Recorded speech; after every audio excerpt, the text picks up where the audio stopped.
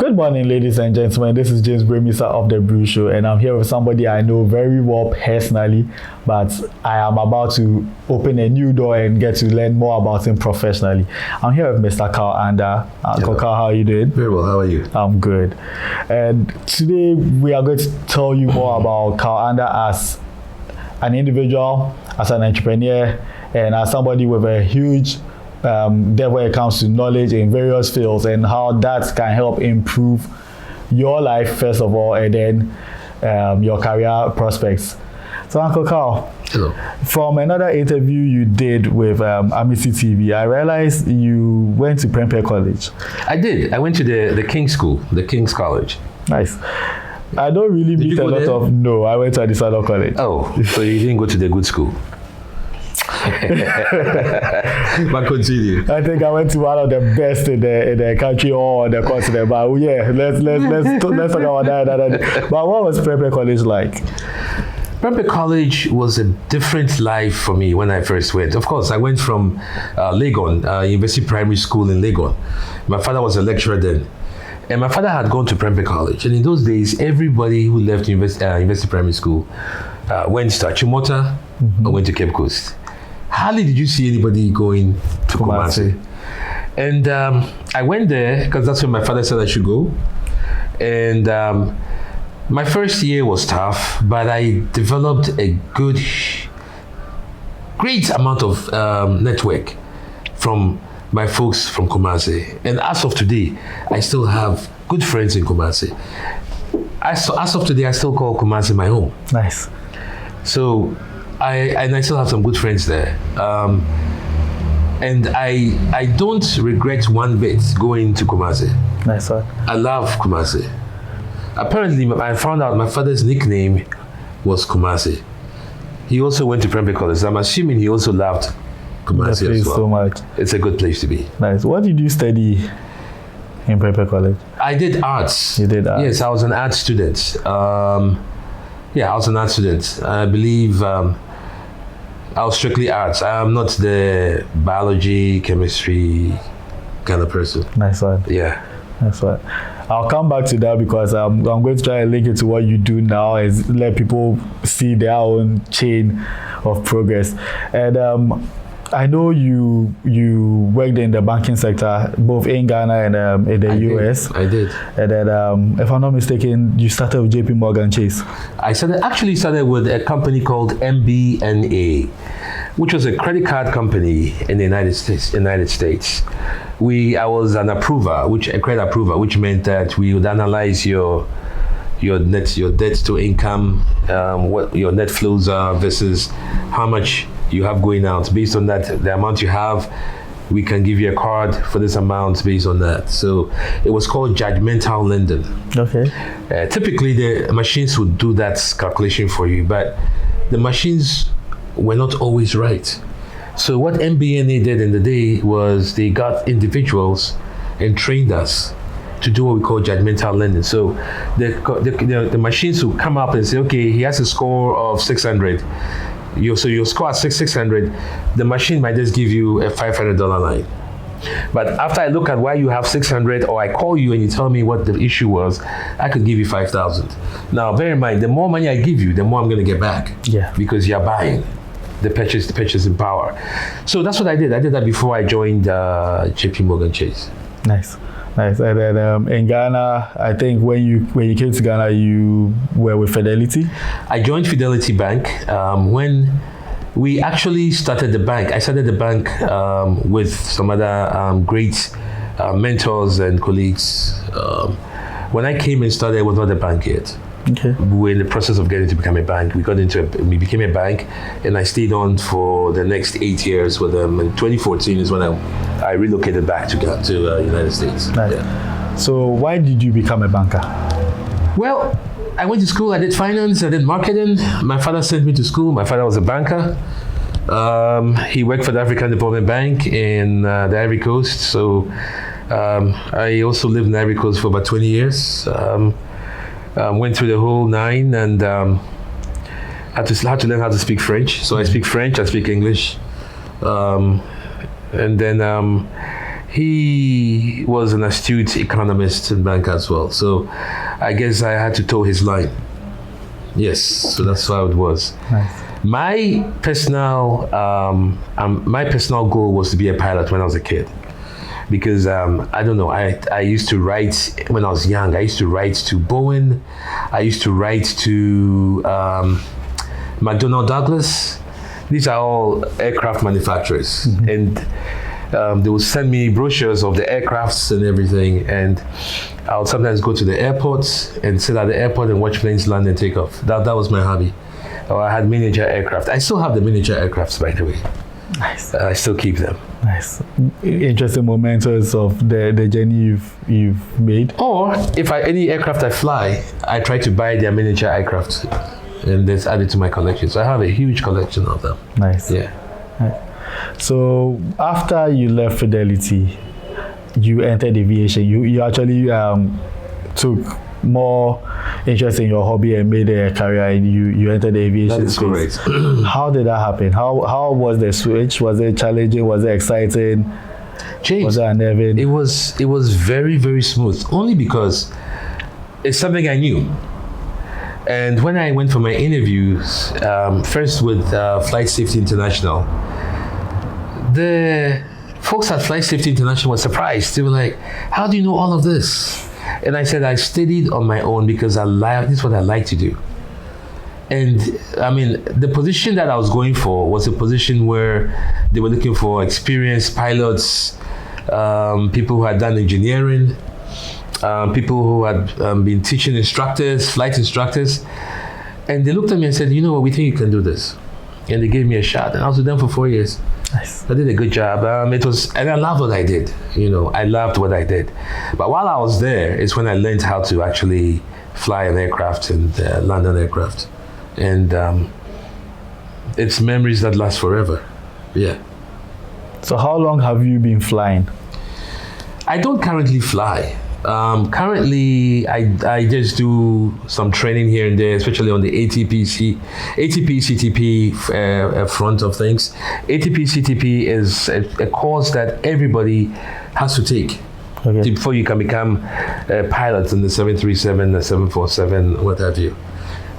So I did that course, and I teach that course as well. Nice. In training. But in terms of flying commercial, I don't do that. In terms of the private, I don't do that, but I manage the process. Yeah. Okay. So my current job that I do, which is in oil and gas, we do have some aircrafts with my company. And so you will find out that I manage the aviation sector of the business. Yeah. Makes sense. And with regards to the aviation, I know you said your company, so that means you have your own business. And after doing my research, I realized that was Afwing. That's correct. What does Afwing stand for, please? Afwing stands for Africa Wings. I thought so. I didn't know what to assume. It's Africa Wings, and we shortened it. We, as an I, shortened it to Af Wings. But that's what it stands for. It's Africa Wings, the pride of Africa. Nice. Yes, that's where that name came from. And what does Afwing do?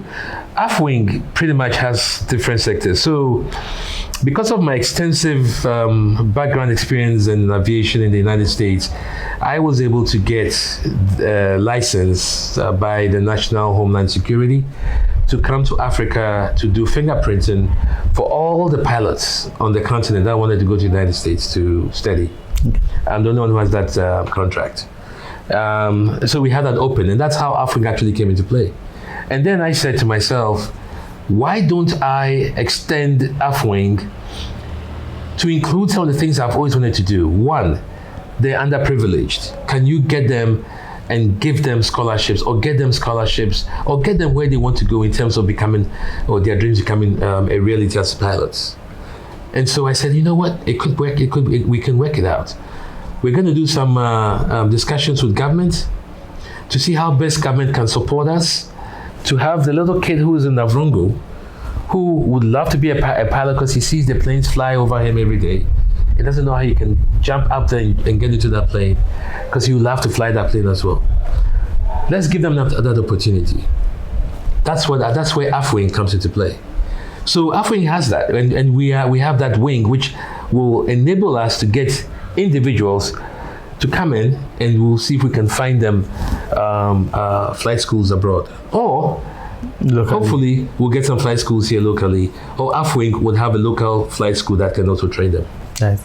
It's interesting you started talking about the flight schools, because I was also just thinking with the increase in international airports in Ghana, I think if I'm not mistaken there's now 3, which will be Kotoka, Kumasi and Tamale. And who? And also 4. And then did you talk about Cape Coast? What is coming up in Cape Coast? What is coming up in Cape Coast? I heard they are still working out where to probably put it, which personally will make me so happy, because I'm from Cape Coast. Exactly. And it will be nice for my hometown to have something else to bring a lot of revenue and stuff. And then Cape Coast and Elmina both being huge tourist attractions in their own right. It makes sense to bring something there that could benefit the area as well, if it's feasible. Yes, absolutely. So it makes sense. And then with Afwing, also looking at training people, especially offering people who may not necessarily be privileged enough to afford stuff on their own.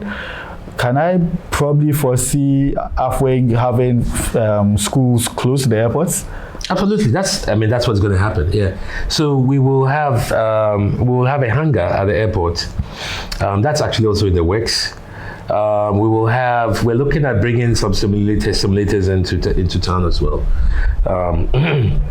For the flight attendants, we'll start the flight attendants. So this simulators will teach them how to open the doors in case of emergencies, how to fly down, how to get everybody out of the aircraft. We're going to bring that and we're going to train people to do that, so that when they have that flight attendant training, they're going to turn around and they're going to go and go directly for interviews, and they should be able to get the job that they want to get. Nice. So I know that most airlines have requirements that people have to pass depending on what they are applying for.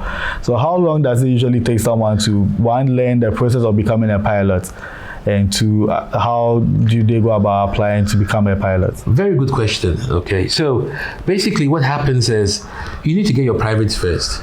Okay, it takes about a year. Private, you would have ground school, and then you have simulation. So we are looking at a situation where, with some universities here, where you can do your ground school. Ground school means it's just basic classroom work. Okay. So you finish your ground school, and then you can go abroad and go and do your simulation. You have to fly a certain amount of hours to become a private pilot. Then, if you remember, on my brochure I showed you, we have what we call the ATP CTP. Yeah. It's a course that you need to take if you want to become a commercial pilot. As a private pilot, you can fly 1 or 2 people. You can fly the Pipers. That's what you can fly. A commercial pilot makes you fly the big Boeings with 200, 150, 300 people. So once you take the ATP CTP, then you can say, I've always wanted to fly a Boeing 747. So then you go and train on the Boeing 747. The interesting part about aviation and pilots is your license is only good for the vehicle that you're driving. Okay. So if you're driving a Prado, that license, and the Prado is a 747, that license is only good for the 747, the Prado. If I want to learn I want to switch and go drive a Mercedes-Benz, you have to go back to school to learn how to drive the Mercedes-Benz. They are pretty much the same, but it's so that everybody is aligned and you know exactly where these knobs are, and your landing gear might be up on the right hand side and another aircraft might be on the left, and you could get disoriented. So they make that's one of the worst places to get disoriented. Yes, so they make sure everybody goes through it. So that's what it is. So I know as it starts, the 2 biggest I think are Airbus and Boeing. The Chinese are coming up now, but yes, for now it's the Airbus and the Boeing. That's correct. So that means theoretically, if you want to maximize your reach when it comes to commercial airlines, you have to learn both. Is it convenient to learn both? That's a good question. I've seen some pilots who have both they have ratings. They call it ratings. They have ratings on the Airbus, and then they have ratings also on the Boeing. And I can give you a lot of the international airlines, Emirates, Air France, BA, because of the fact that they have both airlines or aircrafts. They have the Airbus and then they have the Boeings. You will find out that their big pilots carry both, so they can fly both at any given time. Nice. But if you ask me, you're better off to stick to one, so you can concentrate on that one. Specialize on, yeah. Nice. Yeah. So which ones do we tend to use? I know in Ghana, because we don't have a national airline at the moment, it's more of we allow other people to fly in. And I think most of, if I should guess, which one is it? Is it more Boeing aircraft? Is it more? No, let's look at it. Let's take a look at it. Let's start from the North American airlines that come here. You have United Airlines that comes here, and you have Delta. Yeah. You have United and Delta. Delta uses a 767. That's a Boeing. Yeah. United uses a more newer aircraft, which is a 787, the 800s. So United and Delta both use the Boeing. Now let's come to the European side of things. KLM uses Boeing. That they bring a 777 here. British Airways in the past used the 747. Now they use an Airbus 350, which is one of the latest aircrafts in the world. They bring it here. Who else is in Europe? That comes here. Lufthansa doesn't come here anymore. They don't come here. Yeah. Virgin. They don't come anymore. They don't come anymore. Air France. Okay. Air France uses, I believe, and correct me if I'm wrong, but I think they use an A330. So the A330 is Airbus. Airbus goes to the A and then the 3. So you have the A350 for the A350, and then Boeing uses the B777, B787, B767. That's Boeing, So what's the biggest aircraft at the moment? The biggest is the Airbus 380. Yeah, they brought it here. The Emirates came here once, and I believe there was another stopover from British Airways. They were coming from South Africa, and they stopped here to refuel, technical stopover, refuel, and they continued. Yeah, but the Airbus 380 is a big, huge bird. Nice.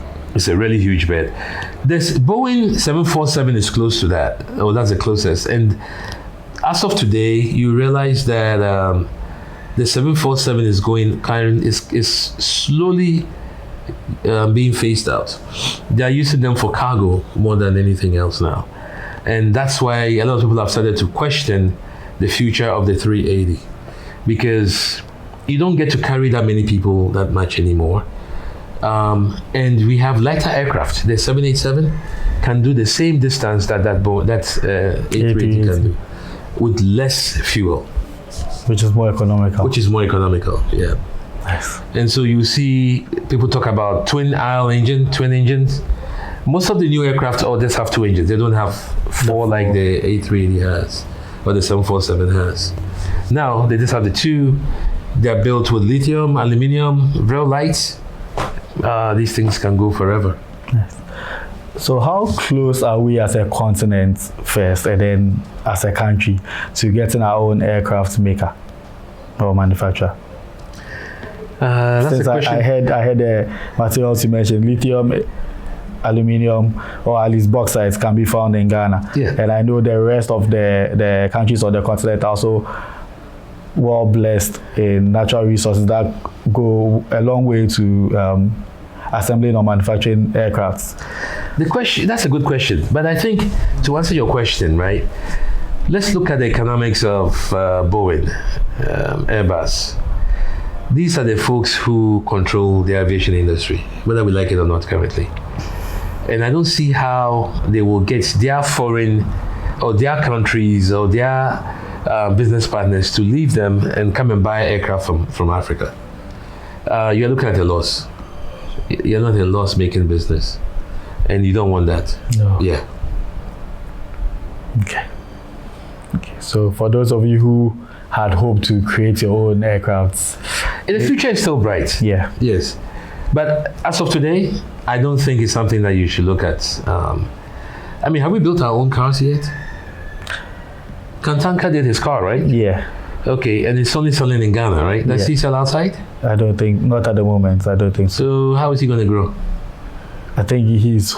If I'm not advertising for Kantanka, by the way, but I'm sure he's hoping to make enough of a stake in the Ghanaian market and then venture outside once he's able to pass the certification. It's not stuff. I mean, and I wish him all the best. Like you say, we're not talking about him, but the point I was trying to make was it's little steps. Yeah. You know, we need to take little steps. I mean, if you told me Boeing wants to come and set up a plant here to build their aircraft, makes more sense to me than saying Karl Andah is setting up a business here to build aircraft. I mean, I don't know when that first aircraft will even take off, because again, it's just all about the economies of scale. Yes. Nice. Now, switching from the possibility of making an aircraft to the possibility of us having a national carrier again. When I grew up, it was Ghana Airways. Then along the line, Ghana International Airlines came in. I hear there are plans of reintroducing a national airline. What do you think it will do for Ghana as a country and then as an economy? Is it something that's likely to happen? As of is it likely to happen, James, I do not know. I'm not within the centers of government to know how far they've gotten, but it's always a welcome gesture. I would always fly my home airline before I fly these foreigners, because I want to give back to my country.